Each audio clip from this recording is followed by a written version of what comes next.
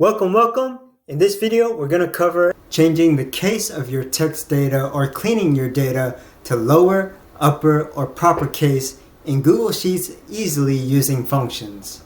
We have the three different cases in columns E through G and our original data in columns A and D. So to change to lowercase, use the function lower and then select the cell in which your text is, click enter, use the suggested autofill, and click the check mark or press Control Enter.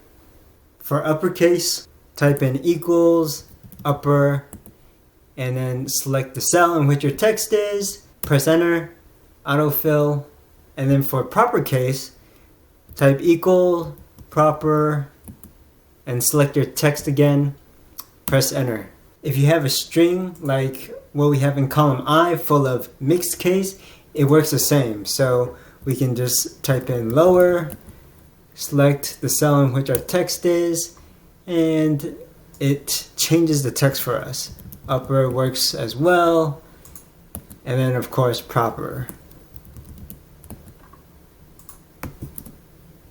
If you found this helpful, like the video and leave a comment.